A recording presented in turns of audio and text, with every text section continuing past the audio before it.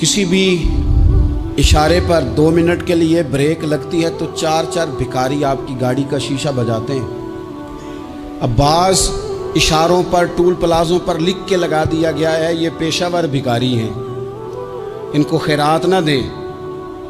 लेकिन मेरा सवाल ये है कि उन सारे भिखारियों को एक जगह पे खड़ा करके पूछना किसने है कि तुम भीख क्यों मांग रहे हो? उनके घरों तक उनके साथ किसने जाना है? कौन आदमी है जो जाके उनसे कहेगा कि जनाब तुम क्यों खैरात के लिए खड़े हो, तुम्हारी मजबूरी क्या है? क्या रियासत की, हुकूमत की, ताजर की, मालदार की, तगड़े आदमी की ये ड्यूटी नहीं?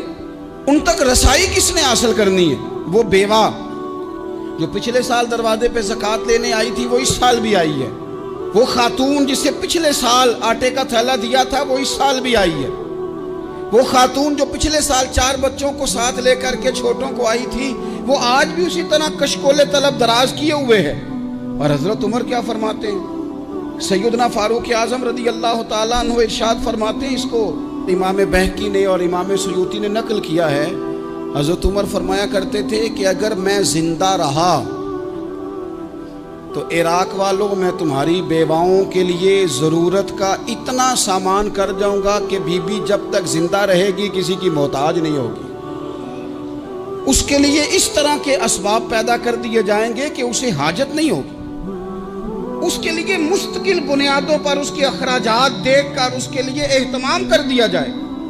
उसे दोबारा कशकोले तलब दराज करने की ज़रूरत नहीं पड़ेगी। एक सहाबी थे हजरत जनाब सैयदना खफाफ बिन ईमा गफ्फारी रदी अल्लाह ताला।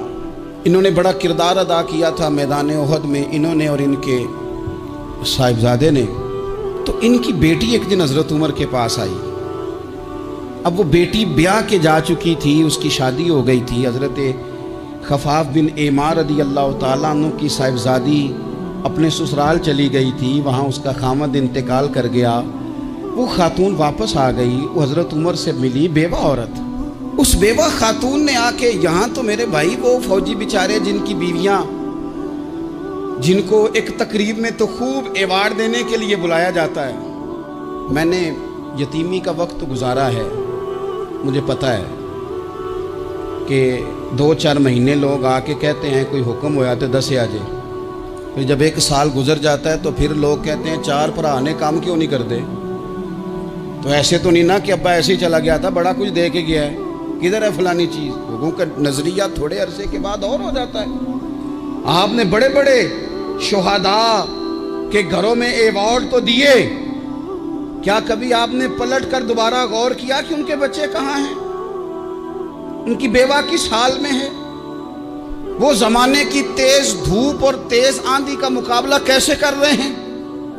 बगैर बाप के जो इंसान को खुले आसमान तले वक्त गुजारना पड़ता है वो कितना को मुश्किल होता है। वो किस तरह टाइम गुजार रहे हैं ये कभी सोचा लोगों ने?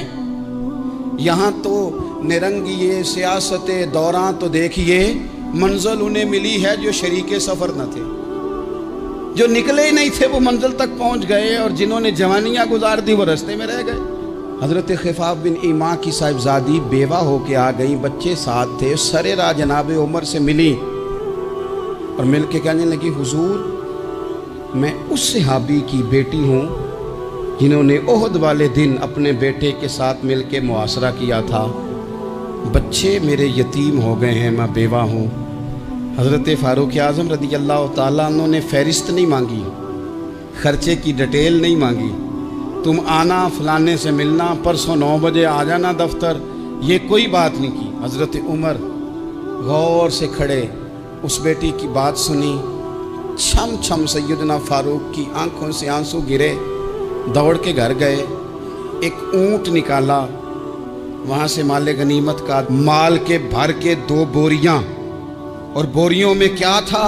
चांदी भी थी, नगदी पैसे भी थे, कुछ ज़रूरत का सामान भी था, गल्ला भी था। 2 बोरियां भर के ऊंट पे रख के खुद लगाम उस बेटी के हाथ में थमा के का पुत्र सामान भी तेरा है, ऊंट भी तेरा। नबी पाक सल्लल्लाहु अलैहि वसल्लम की हदीस है मुस्लिम में, तबरानी में।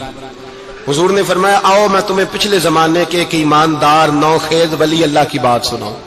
पिछले ज़माने हुजूर ने फरमाया पिछले ज़माने में एक बादशाह जादू के जोर पे हुकूमत करता था। جب وہ ایک جادوگر اس نے رکھا ہوا تھا تو جادوگر اس کو جادو بتاتا، وہ جادو کے زور پر حکومت کرتا۔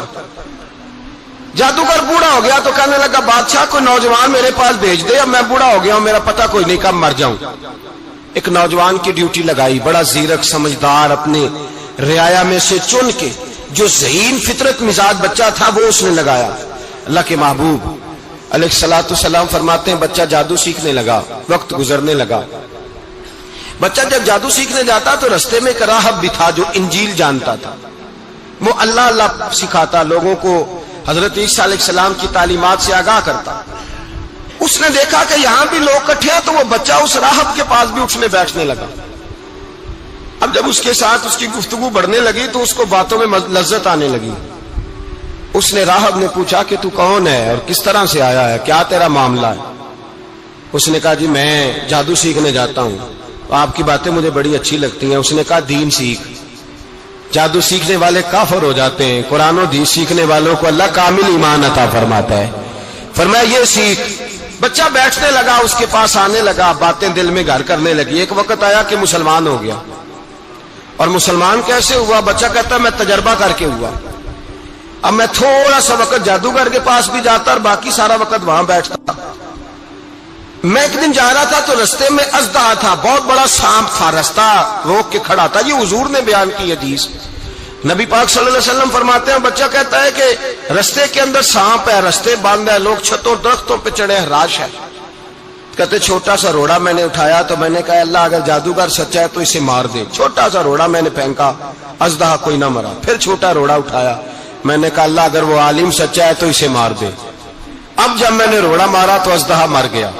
میرے اندر سے گواہی آئی نہیں دین کی باتیں سچی ہیں، نہیں قرآن کی باتیں اسلام سمجھانے کے لیے عرض کر رہا ہوں، اگرچہ اس دور میں انجیل تھی۔ اللہ رسول کی باتیں اچھی ہیں۔ کہتے میں مسلمان ہو گیا، اب میں نے راہب کے پاس ہی رہنا شروع کر دیا، جادوگر کے پاس چھوڑ دیا۔ اس بچے نے آنا، بادشاہ پوچھتا کہاں زیادہ وقت گزارتے ہو تو وہ بات گول کر دیتا۔ وقت تیزی سے بڑھنے لگا، اللہ نے اس نوجوان میں طاقت پیدا کر دی۔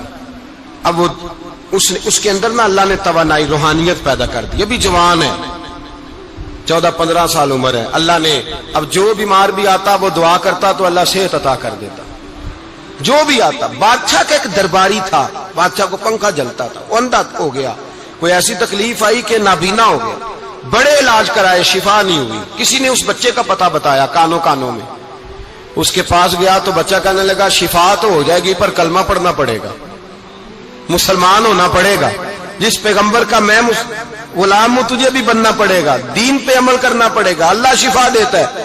اس نے کہا تو مجھے کلمہ پڑھا، مجھے شفا دے، میں تیار ہوں۔ اس نے کہا شفا تو اللہ دیتا ہے۔ اس نے اللہ تبارک و تعالیٰ کا ذکر کر کے دعا مانگی، یہ مسلم شریف میں حدیث ہے، طبرانی میں موجود ہے۔ اللہ نے اسے شفا دی، اس نے کلمہ پڑھنا شروع کر دیا۔ یہاں ایک نقطہ لکھا ہے ہمارے علماء نے، کہتے ہیں جب اللہ ولایت عطا کرتا ہے نا تو یہ سفید بالوں والے کا حصہ نہیں ہوتی۔ اگر جوانی میں کوئی آدمی توبہ کر کے تصوف کے راستے پہ چلتا ہے تو سب سے زیادہ ولایت اللہ اسے عطا فرماتا ہے، سب سے زیادہ ولایت اس کے پاس ہوتی ہے۔ ابھی اس کے بال کالے ہیں، چڑھتی جوانی ہے، دعا کی تو اللہ نے، اور حدیث پاک میں موجود ہے کوڑے آتے تو شفا یاب ہو جاتے، اندھے آتے تو شفا یاب، برس والے آتے تو اللہ سے دے، جوان ہے۔ بادشاہ کے پاس وہ واپس گیا، وہ جو آدمی جس کی آنکھیں ٹھیک ہوئی تھی۔ بادشاہ نے پوچھا کہ کیسے شفا ملی؟ تو کہنے لگا میرے رب نے شفا دی ہے۔ بادشاہ سجدے کراتا تھا، اپنے آپ کو منواتا تھا، معاذ اللہ، کہنے لگا میرے علاوہ کون رب ہے؟ اس نے کہا وہی رب ہے جس نے تجھے پیدا کیا ہے، اور وہی رب ہے جس نے مجھے اندھے کو آنکھیں دی ہیں، وہی ہے میرا مالک۔ کہا اچھا تو مجھے نہیں مانتا؟ کہا نہیں میں اپنے رب کو مانتا ہوں۔ بادشاہ نے اسے سزا دی، ستایا، اس نے بچے کا پتہ بتایا، پھر بچے کو بلا کے ستایا تو اس راہب کا پتہ بتایا، راہب بھی قتل ہو گیا، نابینا بھی قتل ہو گیا۔ بادشاہ نے کہا سپاہیوں سے اس بچے کو لے جاؤ اور پہاڑ کی چوٹی پہ جا کے نیچے پھینکو تاکہ مر جائے۔ بچہ پہاڑ کی چوٹی پہ گیا تو ہاتھ اٹھا کے کہنے لگا یا اللہ میرے لیے نہیں اپنے لیے، میرے لیے نہیں اپنے لیے انہیں اپنی قدرت کے جلوے دکھا، میرے لیے نہیں۔ اللہ کے بندے اپنی جان بچانے کی دعائیں نہیں مانگتے، اپنے لیے انہیں اپنی قدرت کے جلوے دکھا۔ یہ دعا مانگی، جتنے لوگ ساتھ آئے تھے وہ سارے زمین پہ گرے اور سب مر گئے، پہاڑ سے گر کے مر گئے۔ بچہ واپس سیدھا بادشاہ کے پاس کہنے لگا لو بھائی میرے رب نے مجھے بچا لیا ہے۔ جوان کا ایمان دیکھو، میرے رب نے مجھے، بولو میرے اللہ نے مجھے ایمان کی گواہی دے رہا ہے، میں بچ گیا ہوں، تو جھوٹا ہے، میرا رب سچا ہے۔ اس نے کہا لے جاؤ اس کو دریا میں، کشتی میں بٹھاؤ، بیچ دریا کے جا کے دھکا دے دو۔ بیٹھے کشتی میں، دریا کے بیچ گئے، اور جب جا کے وہاں اس کو دھکا دینے لگے تو اس نے کہا اللہ میرے لیے نہیں اپنے لیے، انہیں اپنی قدرت کے جلوے دکھا۔ بس ایک طوفان سا آیا، جتنے سپاہی ساتھ آئے تھے ڈوب کے مر گئے۔ وہ بچہ اٹھا اور سیدھا پھر بادشاہ کے پاس، اسی کے پاس کہنے لگا لو بھائی میرے رب نے مجھے بچا لیا ہے، تیرے پاس آیا ہوں۔ وہ کہنے لگا تو کیا مصیبت میرے گلے پڑ گئی ہے، کیسے جان چھوٹے گی؟ تو بچہ کہنے لگا اگر تو مجھے باندھے درخت کے ساتھ اور سارے ملک کو بلائے، لوگوں کو اکٹھا کرے، پھر تو مجھے تیر مارنا، میں تجھے بتاؤں گا کیسے مارنا ہے، میں مر جاؤں گا۔ اللہ کا بندہ نوجوان ایمان دیکھو، مرنے کے طریقے بتا رہا ہے، میں تجھے بتاؤں گا میں کیسے مروں گا۔ یہ بات کہی، بادشاہ نے سارا مجمع جمع کیا، ملک سارا باہر آ گیا، درخت کے ساتھ باندھ دیا۔ کہنے لگا بھائی لوگوں یہ مجھے مارنا چاہتا تھا، مار نہیں سکا، اب میں اسے بتانے لگا ہوں کہ میں کیسے مروں گا۔ اسے کہو جب تیر مارے تو ساتھ میرے رب کا نام بھی لے، میں اپنے رب کے نام پہ جان دوں گا، ایمان کی پختگی میں اللہ کے نام پر جان دوں گا۔ اسے کہو رب کے نام پہ مارے، مر جاؤں گا۔ بادشاہ نے اللہ کہہ کے تیر مارا، پیشانی میں لگا، بچے کی روح پرواز کر گئی، جتنا مجمع کھڑا تھا سارا کلمہ پڑھ کے مسلمان ہو گئے، سارے مسلمان ہو گئے، سارے۔ میرے رسول پاک سید عالم صلی اللہ علیہ وسلم نے نوجوانوں کو بتایا جب تمہارے اندر ایمان کی قوت آئے گی تو اللہ تمہاری مدد کرے گا۔ فرمایا وہ نوخیز ولی تھا، ابھی جوان رانا تھا، ابھی اس کی پیشانی پر جوانی کے آثار تھے، لیکن اس نے اللہ کو راضی کیا، رب کریم کو راضی۔ ولایت کا مطلب بڑھاپا نہیں، ولایت کا مطلب وہ نہیں کہ جب بڑا لمبا وقت گزر جائے تو پھر آدمی آئے کہ نہیں اب کیا کرنا ہے، اب مسجد ہی ہے، اب تو اس کے علاوہ گزارا ہی کوئی نہیں۔ تو اس وقت کا آنا اللہ کی بارگاہ میں قبول تو ہے، لیکن شاباشی اسی کو ملتی ہے جو جوانی کا وقت آئے، جو عین اس وقت آئے جو وقت میرے رسول پاک علیہ السلام کے غلام عبداللہ ابن عمر، حضرت عبداللہ ابن عمر رضی اللہ تعالیٰ عنہ فرماتے ہیں کہ میں نکلا، مجھے سفر کے لیے جانا تھا، تو تھوڑی سی کھجوریں، تھوڑا سا سرکہ، ایک شہد کی بوتل، چیزیں میں نے سفر کے لیے ساتھ رکھ لی۔ میں جب مدینے سے باہر صحرا میں نکلا نا تو رمضان نہیں تھا، غیر رمضان تھا۔ میں نے ایک نوجوان کو دیکھا بکریاں چرا رہا ہے، بکریاں چرا رہا ہے، اے جوان۔ آپ فرماتے ہیں اس کا چہرہ بڑا نورانیت والا، گرد پڑی ہوئی پر بڑا حسین۔ فرماتے ہیں میں نے اس کو کہا کہ آ جاؤ کھانا کھا لو، روزے بھی نہیں تھے۔ کہنے لگا نہیں میں نے روزہ رکھا ہوا ہے۔ فرماتے ہیں میں نے کہا پتہ کروں کہ نیرا نیک ہی ہے کہ پرہیزگار بھی ہے؟ نیک وہ ہوتا ہے جو نماز پڑھے روزہ رکھے، پرہیزگار وہ ہوتا ہے جو گناہ سے بچے، وہ پرہیزگار ہوتا ہے۔ کہا پتہ کروں پرہیزگار بھی ہے کہ نہیں؟ کہتے میں قریب گیا تو میں نے جا کے اس کو کہا بھائی تیری بکریاں بڑی پیاری ہیں، میرا دل کرتا ہے کہ بکری مجھے دے دو۔ کہتے وہ جوان، غربت بھی، پریشانی بھی، پر دامان توکل کی یہ خوبی ہے کہ اس پر پابند لگے ہوتے ہیں، دھبے نہیں ہوتے۔ غربت ہے، کہا جناب ایک بکری دے دو۔ آنے لگا جناب بکریاں میری نہیں، بکریوں کا مالک کوئی اور ہے۔ کہتے میں نے آزمانے کے لیے کہا کہ بکریوں کے مالک کو کہنا ایک بکری بھیڑیا لے گیا ہے، کہہ دینا بھیڑیا لے گیا ہے۔ تو کہتے اس نے میری طرف دیکھا، گرد سے اس کے بال اٹے ہوئے، آنکھوں میں روشنی، چہرے پہ اطمینان، لب و لہجے میں ایمان کی طاقت۔ نوجوان کہنے لگا حضور بکریوں کے مالک کو تو کہہ دوں گا بھیڑیا لے گیا ہے، جب عرش کا مالک پوچھے گا تو کیا جواب دوں گا؟ اللہ کو کیا جواب دوں گا؟ کہتے ہیں میں کانپنے لگا، اس کی بات سن کے واپس آیا، جو کام نکلا تھا وہ چھوڑا، واپس لوٹ آیا۔ میں نے پتا کیا کس کا غلام ہے، پتا چلا فلاں آدمی کا ہے۔ کہتے میں نے پہلے غلام خریدا، پھر پتا کیا تیرے پاس بکریاں کتنی ہیں؟ اس نے کہا 400۔ کہتے میں نے مالک سے ساری بکریاں خریدی، پھر غلام کو بلایا، پھر وہ بکریاں تحفے میں دی، تحفے میں۔ کہنے لگا حضور یہ سارا کچھ مجھے کیسے ملا؟ میں نے کہا تیرا ایمان بڑا پختہ تھا تو میرے رب نے تجھے انعام عطا فرمایا۔ عراق سے آئی، اس کی 5 یتیم بچیاں تھیں تو اسے ضرورت تھی وظیفے کی۔ اس نے کہا حضور میری 5 یتیم بیٹیاں ہیں، مجھے وظیفہ چاہیے۔ جناب عمر بن عبدالعزیز نے ایک بیٹی کا نام پوچھا، ولدیت پوچھی، وظیفہ لکھا۔ عورت کہنے لگی اللہ تیرا شکر ہے میری بچی کا وظیفہ لگ گیا۔ دوسری کا نام پوچھا، ولدیت پوچھی، عمر پوچھی، وظیفہ لگایا، اللہ تیرا شکر ہے میری یتیم بچی کا وظیفہ۔ 4 بچیوں کے وظیفے عمر لکھتے رہے، خاتون اللہ کی حمد کرتی رہی۔ 5ویں کا لکھنے لگے تو کہنے لگی میں نے زمانہ بڑا دیکھا ہے پر عمر بن عبدالعزیز تیری طرح کا بندہ نہیں دیکھا۔ آپ فرمانے لگے اب میں 5ویں کا وظیفہ نہیں لکھتا، 4 کا وظیفہ جا کے گورنر سے منظور کرا لے اور 4 کو کہنا تھوڑا تھوڑا 5ویں کو بھی دے دے۔ حضور کیوں نہیں لکھتے؟ فرمایا جب تک تو حمد کے لائق رب کی حمد کر رہی تھی میں وظیفے لکھ رہا تھا، اب تو نے میری تعریفیں شروع کر دی۔ اپنی تعریف پر کیسے وظیفہ لکھوں؟ وہ تو حمد کے لائق ہے، اس کی حمد ہونی چاہیے، لیکن میں اپنی تعریف پر، اپنی خوشامد پر میں نہیں لکھتا۔ جا اللہ تعالیٰ تیری لیے بہتری کرے۔ وہ خاتون کہتی ہے میں وہاں سے آئی، مجھے مہینوں لگ گئے، سفر لمبا تھا، عراق پہنچی تو عراق کے گورنر کو جب میں نے وہ روکا دیا تو ان کی چیخیں نکل گئی، تڑپ کے روئے۔